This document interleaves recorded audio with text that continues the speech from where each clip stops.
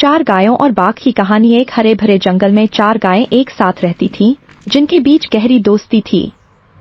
वे साथ खाती, सोती और एक दूसरे की रक्षा करती थीं। उनकी अटूट एकता एक अभेद्य कवच की तरह थी। जंगल का कोई भी जानवर उनकी ओर आने की हिम्मत नहीं करता था, क्योंकि सभी जानते थे कि अगर एक गाय पर खतरा आया तो बाकी तीन तुरंत उसकी मदद के लिए दौड़ पड़ेंगी। एक दिन एक चालाक बाघ ने उनकी इस सौहार्दपूर्ण जिंदगी को देखा। उसने उनकी सामूहिक ताकत को पहचाना और समझ लिया कि जब तक वे एकजुट रहेंगी, वह उनका कुछ नहीं बिगाड़ सकता।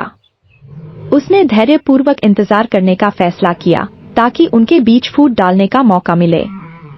आखिरकार समय के साथ गायों की दोस्ती में दरारें पड़ने लगीं। वे आपस में झगड़ने लगीं, एक दूसरे की पूंछ खींचने लगीं और यहाँ तक कि अपने सींगों से एक दूसरे को चोट पहुंचाने लगीं।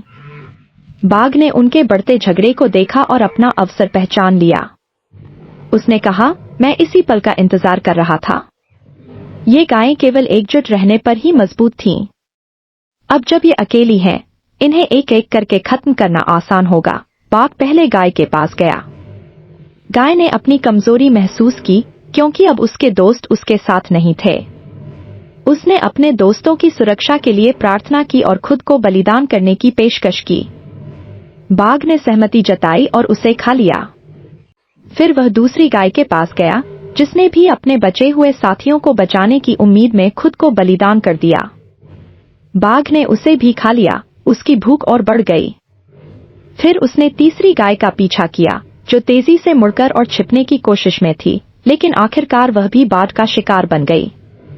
अब केवल एक गाय बची थी। अपने दोस्तों के नुकसान से थकी और टूटी हुई, उसके पास जाने के लिए कोई जगह नहीं थी। बाघ उसके सामने आया और विजयी दहाड़ के साथ बोला। उसने समझाया कि उनके दोस्तों की एकता टूटने की वजह से वे आसान शिकार बन गए। फिर उसने आखिरी गाय पर हमला किया और उसे भी खा लिया। जंगल में सन्नाटा छा गया, जो एकता के अभाव के विनाशकारी परिणामों का गवाह बना। बाज, जो कभी इस अजय समूह को आसानी से हरा चुका था, ने आखिरी बार भयानक दहाड़ मारी और फिर छायाओं में गायब हो गया।